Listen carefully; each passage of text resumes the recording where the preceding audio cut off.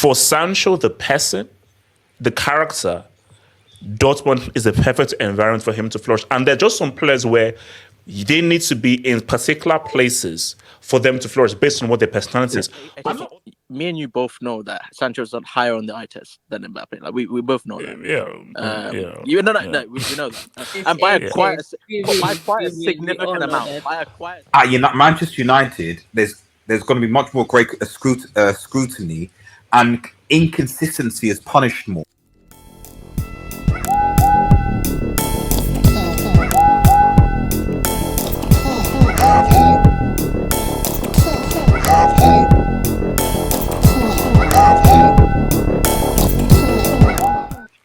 Before Sancho joined United, I called him Jad. He was Jad. And he was the guy who was, no, this guy is a baller and he plays football the way I think football should be played. My kind of a player. We went to United. I don't know what happened. He got cast away to Mordor and to the Nazgul. I don't know what the hell happened. Now he's come at Dortmund and, you saw glimpses here and there. UCL semi, first leg, guy balled the heck up, bro. Guy balled the heck up. And him playing like this is why he was raved about so much. This is why he was so good. So there are a few ways you can view this. You can view this in terms of Ten Hag. You look like a bomb. You look really bad of like you're allowed this guy to go and you're putting faith in Anthony and that's freaking Frankenstein Buenos Aires monster called Garnacho. So those are the guys that you vouch for instead of a guy who is actually a prem baller. That's just one way. Another way to view it is different teams, different systems, different environments. As in, just maybe for Dortmund and for this team and for this setup, he just walks and he's allowed to express himself a lot more and be a lot more dynamic than he is for United. But however way you want to put it, facts are facts. If you're a United fan and you're looking at that, and then you now look at guys like Bruno, Garnacho, and thinking like, wow. But for Sancho, and we're going to say this right now, because what's game? If Sancho plays like this in the second leg, Dortmund are in the UCL final.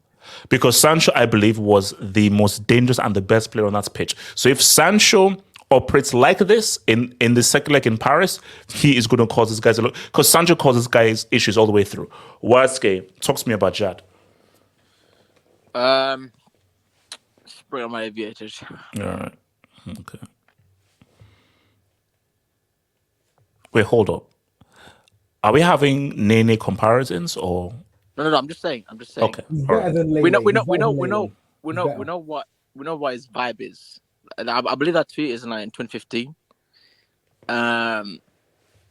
He's one of the la guys here, Chase. Like he's one of the techniques. He might be from the road, but he knows ball, bro. He knows ball. So, man, I don't want to say I feel vindicated because it's half time. Yes. So I don't want to go overboard. I'm gonna save that energy for the second leg. But if we're just talking about this game in isolation, bro, Nuno Mendes. And remember, Nuno Mendes, he is a good defender, and he's a better defender than Hakimi. So imagine if Hakimi was a left back. Wait, who told Nuno Mendes was a good defender? No, the guy is like, he's not amazing. He's compared to Hakimi, he's good. Like he's a decent defender. Modern fullbacks are all ass defensively. They are ass. They just have recovery pace to make up for it.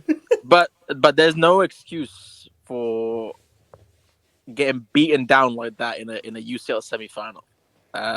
It was bad. Because the adoption papers are out, HH. I don't know if it's on your website. No, I'm going to be adopting the adoption papers soon. I'm going to be adopting. So it's Nuno Sancho now. Or if you want to do it with the accent, Nuno Sancho, you can say that. Okay. So look, what a game.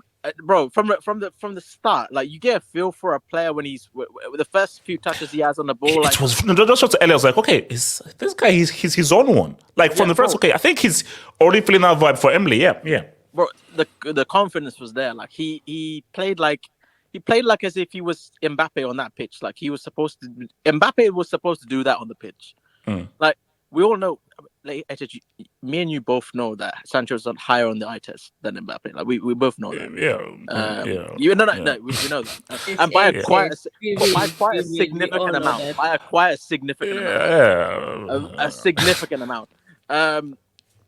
So he took on the mantle of Mbappe, the quote unquote best player in the world. He did, and he gave us a show.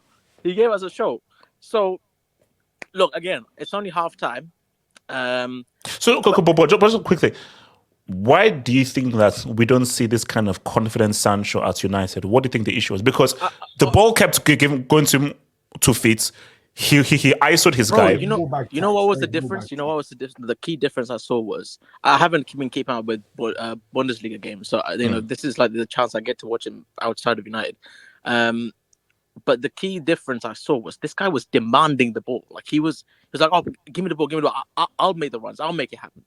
Whereas at United, like he would shy away from it, and when he would have the ball, he'd pass it back. He wouldn't take people on, or very rarely would you see that happen.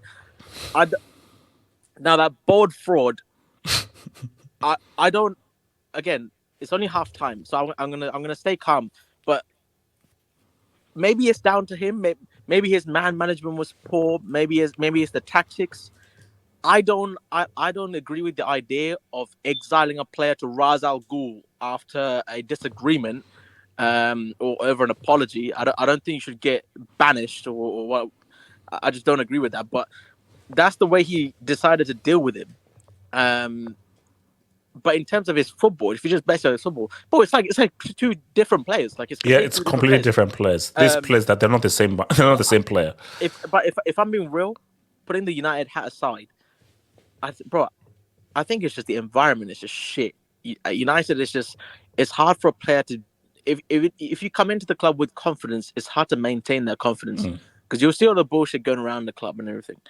And I think it's also it's a vibe as well. Like, let's be like, despite United being crap and useless, it is still a club that has a massive microscope. And this is no insult to Dortmund, but let's be real.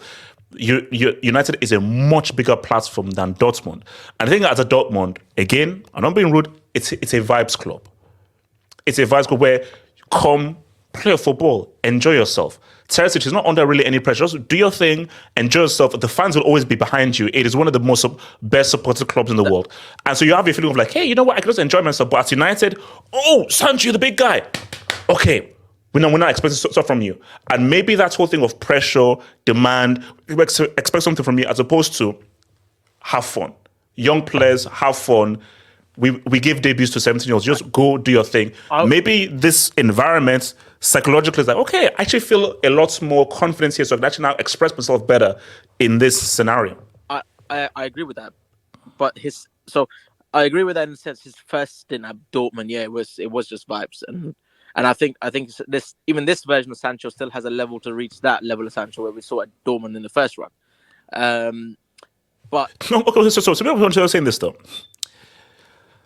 Are Dortmund under pressure because in a UCL semi? No. Yes, you see, it's a big game, but let's be real. Even if I think our Dortmund are the favorites, the expectation is for PSG to win. So nobody had Dortmund make it to the groups. No one had Dortmund beaten Atletico or even making the freaking semis. So Dortmund are sort of playing with house money. Let's keep it a stack. There's a way more pressure on PSG to win this game than there is for Dortmund. That's a fact. Yeah, but be honest, who thought that PSG was going to convincingly beat Dortmund away from Paris in this game? Oh no way. Because I thought personally, I mean, the media would say, "Oh, it's Mbappe, he's in Germany, and blah blah blah. blah. PSG are favorites," but I thought Dortmund was going to win the game, and they won the game. Yeah. So for Sancho, I think as much as it was vibes the first time round, I think there is a certain level of expectation and pressure because the microscope was on him at United, and he was clowned, and he was brushed to the side, sent to the mountains. There is pressure on him, like because, bro, you can't go from a player who we said this is now the next big thing in England. Like Sancho forget Foden. I'm sorry, like, forget that shoulder drop merchant. Like, I don't care. Like, Wow. this guy. There's levels to this, Sanchez. There's levels to this. I'm trying to stay calm. Hold up. You reduced Foden the entire game to being a shoulder drop. I'm trying to stay calm. And a top left merchant. I'm trying to stay calm. But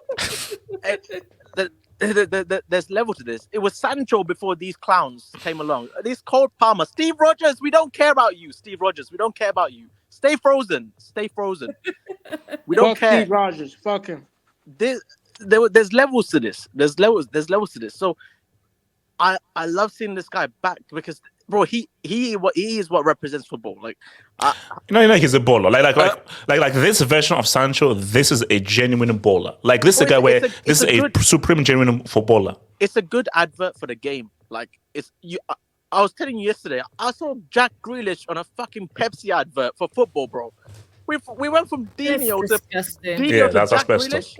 Your club wants him, HH. Come on. No, they don't. Oh my Bro, God, Pepsi need a wing. Pepsi need a wing for that. That's criminal. How do you have Jack Grealish on a Pepsi advert for football, bro? That's criminal. But look, again, half time. It's only half time. There's still a second leg to come now, bro. If there's a narrative of Sancho at Wembley, this is the key bit. At Wembley, I'm just going crazy. No, actually, do you know what I'm thinking? It just feels as if this is going to be a Churchill narrative.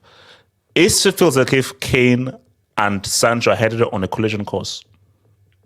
No, we're not gonna beat Real. Kane and Sancho are headed on a collision course here, bro. You reverse thinking is do you think disgusting. that- by the the way. other thing is- It's a Churchill final, regardless of who goes through, because Bellingham. yeah, so it's a Churchill final. You play. Bro.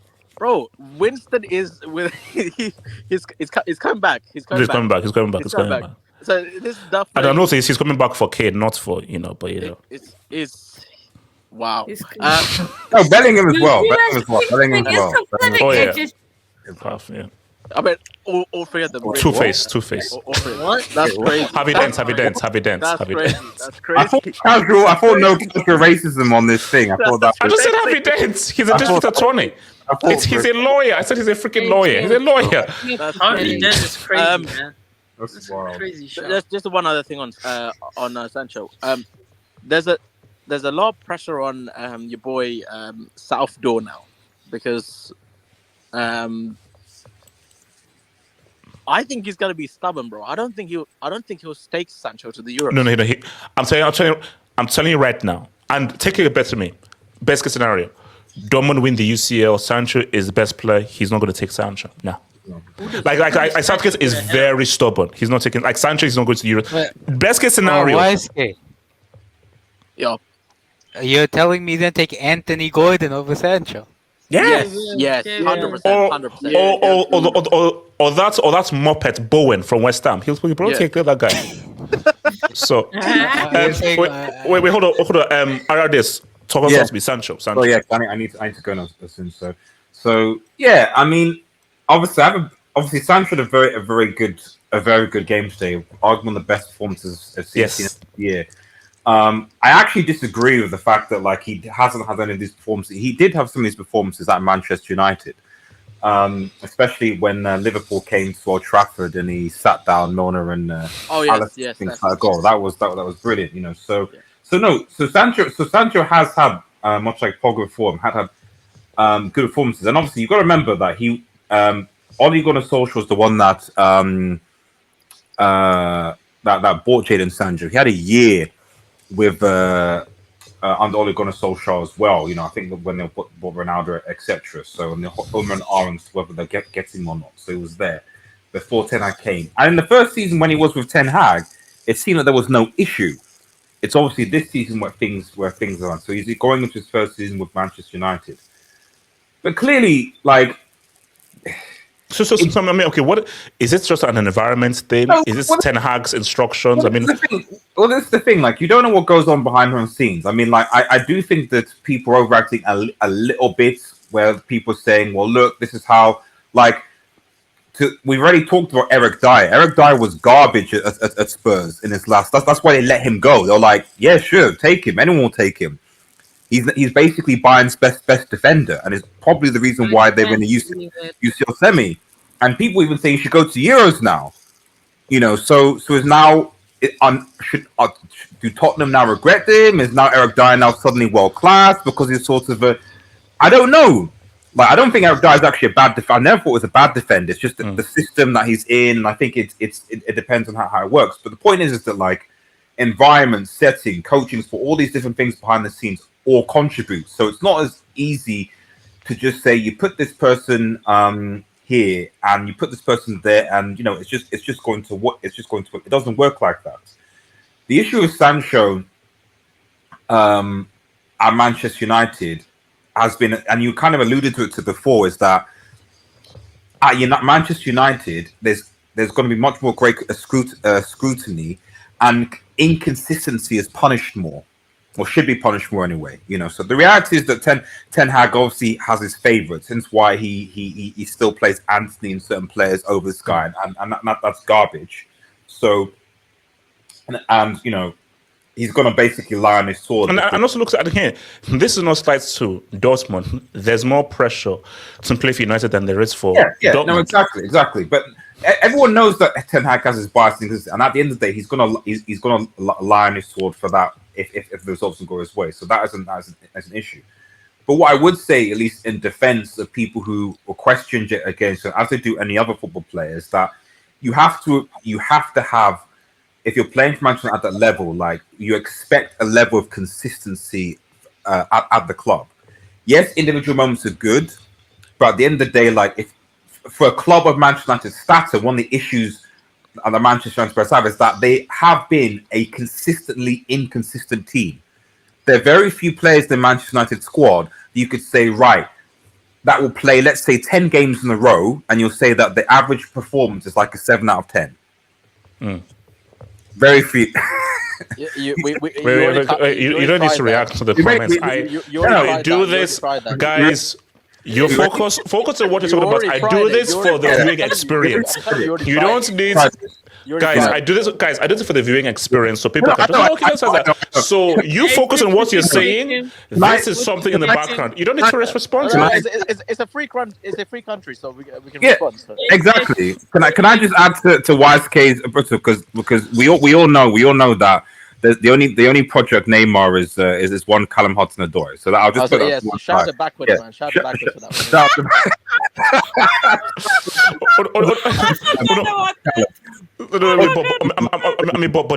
But do you see Sancho doing something? Because I did this on my whole narratives video. This could be one of the great comebacks ever by a player. Do you see a Sancho doing something truly special? Second leg, final, Wembley. Yeah, it's definitely the thing. Going to your point about Dortmund, about the idea of being the freedom, having the freedom and playing, etc. It's that that only works to a certain point. At some point, as kids, you need to grow up.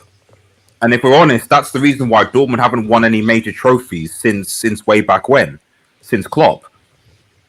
Yes, cool, have fun, chill out, do your thing, stuff like that. So no pressure. But if you're gonna really achieve the major stuff, at some point you've got to mature, grow up, and like you look at, like I said, as much as Bellingham hasn't done anything recently, at the end of the day, you can see by the way that he composes himself and presents himself that like this guy wants to be, even though he's young, he wants to be a senior player. No, because see now you're getting to the core of this whole discussion, which is Dortmund is the right place for Sancho.